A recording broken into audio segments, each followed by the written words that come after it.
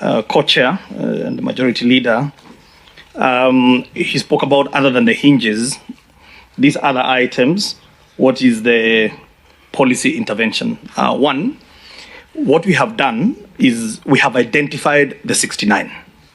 Number two, we have standardized them. It's very, very important. Why standardization? You know, in Kenya, we don't have a standard door. We don't. Because a door in Kenya is basically the space that you leave after you finish building your house. Meaning that you must get a fundi to come and customize your door. And if we continue on that line, we will never be able to benefit from the large economies of scale. So it is important that, first of all, we standardize, and we have done the standard. We have come up with what is called a Juakali manual, which is available. We have given it to them, and with the standards for those 69 items. The next thing is to take this thing to Parliament so that it becomes now entrenched. We are discussing with our committee whether it is going to be as a bill or as a policy. I understand that there is somebody who had brought in a bill in Parliament. We'll see whether we can be able to ride on it. Your Excellency, the Honorable Vice Chair, I think when we talk about the housing levy being an investment in ourselves, we are actually not. We're not using it incorrectly. We are investing in ourselves. And how do we invest in ourselves? But is it a tax? You need to come out clearly. It is a tax. Yeah. So why do you call it a levy in your presentation? A levy is a tax. A levy and a tax, there's no difference. Actually, just go take the definition of a levy from Wikipedia, what do you call it? Wikipedia. It is a tax. Okay. And the CS calls it an investment. It's a bit confusing. The effect is an investment. We're investing in ourselves, okay? Because we are taking that money and putting it in productive sectors that are going to be very important in the creation of jobs. But Mr. Hinga, let's be clear. You say a levy is a tax. Yes. Now, my own understanding, we've heard it from here, from various presenters, a task, if it is a housing tax, then everybody, irrespective of who they are, will be subject to that tax. Correct. To tax. But if it's a levy, then you can even go on a voluntary basis. Those who want to, because there are people, for example, who are in their 60s, going to retire, or may have retired, and they're paying a housing tax. So they ask themselves, how will this benefit me? Because I'm just about to retire. But if it is a tax, and of course they have to pay. And that is a punitive aspect that Eugene was talking about. Yeah. I think from the PS, the CS's presentation is calling it an investment. An investment can be voluntary. And, according to the priority of either that teacher, that lawyer, that doctor, that policeman. But what is oppressive about this is that you must pay it as an employer. It's cutting both ways, yep, including people losing their jobs because they can't sustain this. Correct. Yeah. The CS didn't just refer to it as an investment. He actually qualified it further and said that this is an investment, not a tax. Not a tax. Yes. Please help us understand. Not a tax. Now you are contradicting your own senior colleague there. I said I'll come and rectify that because it's right up. Let me come at my turn to try and rectify that. Yeah, but as of now, we are hearing from Bwana Hinga that this is a tax. This is a tax. And in fact, the CS actually called it an intervention. I heard you say it's an intervention. I knew it was a tax. Everybody knows it was a tax. When we dropped it as an issue of a saving, it was immediately communicated on Parliament as a tax. So I don't know where that misunderstanding has come from the last day of this presentation. Okay, and let's clarify. This housing levy is based on an amendment to the Employment Act. So it cannot be a tax. It is a levy, which is a tax. This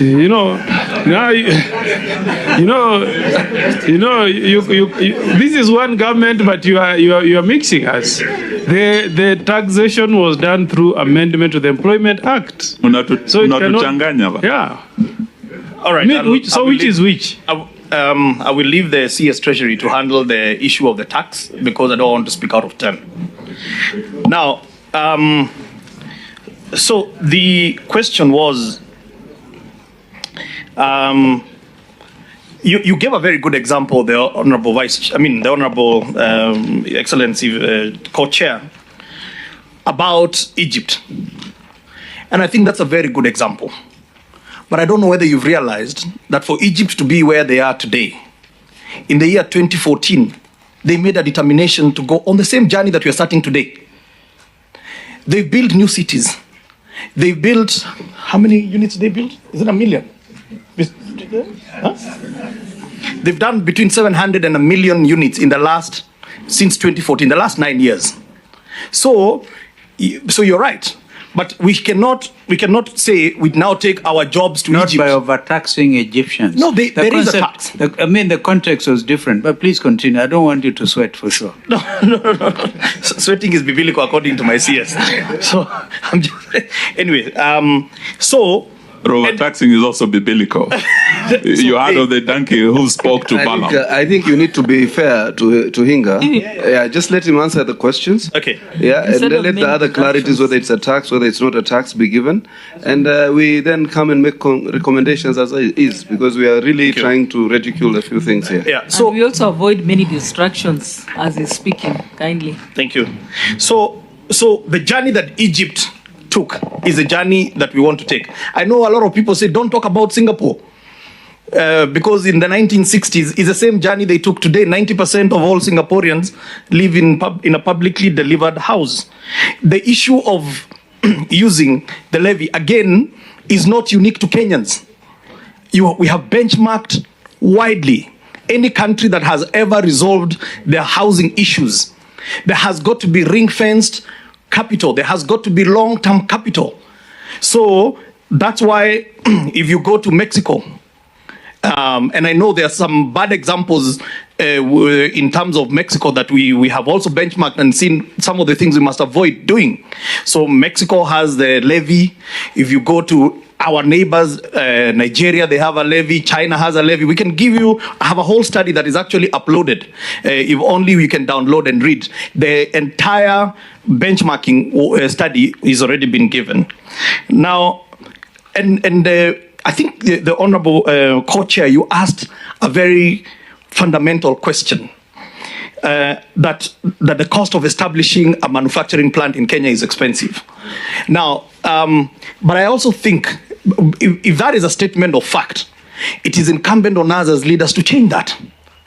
Because manufacturing does not just happen because you wish it. Manufacturing happens because you have a concrete plan. And that concrete plan must be driven by a demand for something. If there is no demand for something, there is no private sector person who is going to risk their money. That I'm just going to manufacture doors and wish and hope that the houses will be built.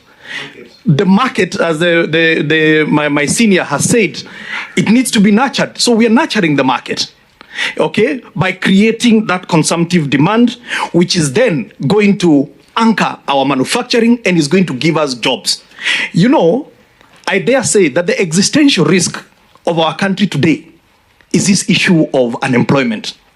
This must be in every other word that you talk about as members of parliament. We must talk about how do we solve unemployment. And sometimes we put aside our whatever caps that we are wearing so that we can, it's a patriotic duty for all of us to find a solution to this thing called unemployment. You may disagree with how I want to do it. I may disagree with how you want to do it, but let's not run away from the fact that it is a big problem. Now, some statement was made about why don't we take this money and build classrooms? And I find that quite interesting. Because which money are you taking? Because unless you're saying that the housing levy application should go to building classrooms, the reason why we have this housing levy is because there is no fiscal space. There was no other way of funding this agenda. So you needed to come up with a plan to be able to get that capital. But let me assure you that our housing plan is not just about 4 walls and a roof. No. It is a whole ecosystem where we are building schools close to where people live. One of the reasons why we have traffic in these cities of ours, Nairobi, is because our cities have grown in an unplanned way. We have built schools in one end, we live in another end, and we work in another place. That's why we have perpetual jam. So what are we doing? We are making sure that all these homes that we are building, there is a school within walking distance. So go and look at all the affordable housing programs that we have launched. We have a school, we have a clinic, we have a market. Why? Because this is about human settlements. It's not just about housing. So I think that's a very important point for all of us to be able to appreciate. I really feel uncomfortable to try and take on my former boss, Eugene, on something that I don't think is a statement of fact. Number one, Jubilee government never abolished its affordable housing program. Never. I was a PS in charge from day one to the last day. And until the last day, we were still chasing our housing agenda. And I actually want to use this as a very good example as to why we did not succeed and why we are succeeding now. And it goes to, there is nothing that has changed in the architecture. What has changed is that right now, we have got the resources to do it. In the last government, we didn't have it because it went to court, it stayed in court. By the way, the courts never ruled. It stayed in court, it was frustrated. There were like 13 cases being opened every day. We know how it works in Kenya. But then eventually, the former president in December of 2019, I remember very well because it was Jamhuri Day, he directed that we move it from mandatory to voluntary. Now, let me tell you what the effect was. The effect was we had projected to be collecting somewhere between 6 and 7 billion a month. But between 2019 to 2022, when the Jubilee government came to an end, we had not collected more than 1.8 billion. Many years, we only collected less than 1.8. We collected less than 2 billion. Yet, we were hoping that we were going to collect 6 to 7 billion. So that is really the crux of the issue. It is not that it was a bad plan. It's not that this plan has fundamentally changed. The only thing that has changed is that we have now a funding mechanism. And even during COVID time, we were looking at sectors that we were going to revive, and housing was still one of the sectors. Unfortunately, there was no money. So if the taxpayers' existing funds cannot fund that agenda, then it did not take off. So if we go back to the fundamental reason why we are so passionate about housing, its importance in the economy, its importance in the creation of jobs, we can already see. I dare actually request this committee that next time you come and accompany me, we go to Mukuru Kojenga, here, meteorological site. You find close to 3,000, 4,000, 5,000 young people that are working there. Those are jobs we didn't have, but we have them today. Today, we should look at any sector that is going to create jobs, and we must go for it. Kibera, by end of this month, will be having 5,000 people from the slum of Kibera working on that site. Those are people who did not have a job.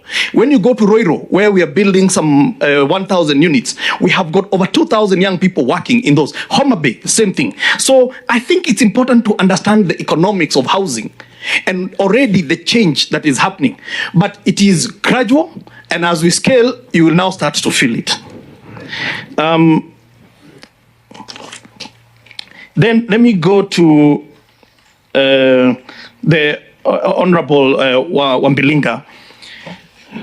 Wambilianga, sorry. My apologies for that. I think you're lucky I didn't exchange the R and the L there. So it will have been worse. I'm joking. One of the critical areas that we have looked at is targeted groups. This affirmative action, because this program is actually finally going to have us realize the social dividend that is in our laws but has never been implemented, the 30% rule. That's why when we went to Starehe, when we were launching Starehe, we took a women group from Babadogo. They are part of what is called the Build Her. And by the way, those young ladies, most of them single mothers, are building wonderful products. They are doing all our joineries and our finishes. They are doing an excellent job. As though you knew I was coming here, this morning I was just chatting with the advisor to the president on gender, because I have gone out there and said, where are the women in construction? Because we have ring-fenced it. We want the women in construction to take advantage of this particular agenda.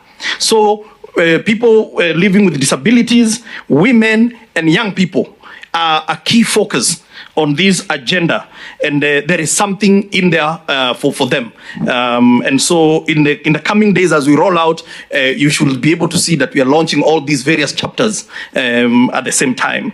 Honorable Andai, who I must disclose that is a good friend of mine.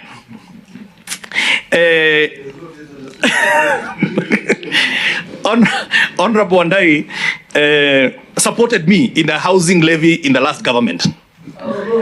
And when I saw him arguing so hard against it this time around, and I know he'll say it's the cost of living. Anyway, we will have that drink because... Now, there is a question that you have asked about the 7.5 billion that has been cut. It's not 10 billion, it is about 7.5 billion. I think unless they increased it, it will have changed. But the last time I checked was 7.5 billion. So CS, I hope is not... We are meeting the teams. I'm going to Bunge after this, actually. So if it is a shock. Now, it is not a cut in the levy, because the levy is absolute. Yeah. Okay? What has been cut from my budget was the GOK. I was also drawing down a GOK funding of about 10.8 billion, okay, for my other programs. So they are told there's 3 billion which they can't touch, I was told, which is for markets. Okay, those ones, I think, unless there is an issue, that one they should not be touching. So I suspect it is 7.5. Now, you've asked the question, what is the current collection? I want to state that as at the end of October, 31st of October, we had 16.24 billion that had been collected. There was a question you asked about the deferring of expenditure from the fund. I did not really understand what you asked. So I don't know, maybe you want to rephrase it? Okay, thank you. Okay, now, the issue about Public Service Commission is very interesting because I believe, if I'm not wrong, and the CS can back me here, and you can see the handkerchief, the magic handkerchief is out. The CS can back me up here, but I think all public servants got an increase in salary before the effect of the levy. So maybe we can have a sitting with the chair of public service. But you say something which is understandable, that that there are about the head of public service said about 12.5 Kenyans or public servants going through psychological challenges and so on and so forth. And I understand it is true. And it's not just them. There are even others who have been laid off, and there are others who have never seen what is a job.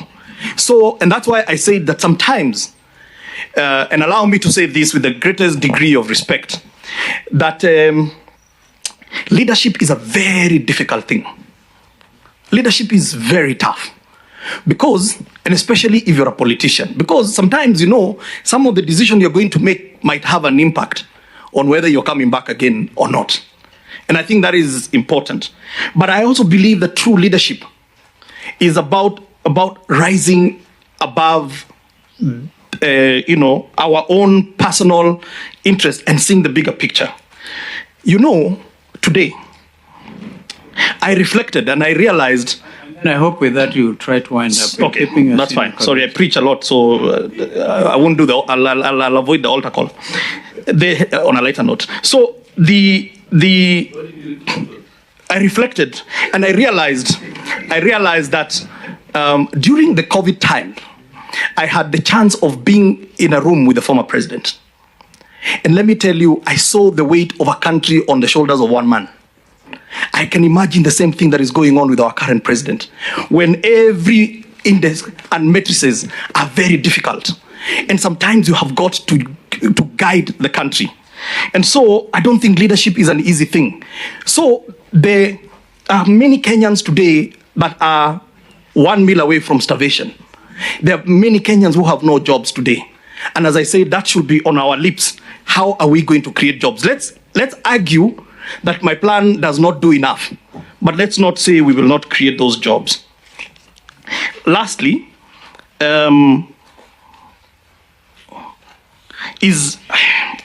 Abraham makes some very interesting points.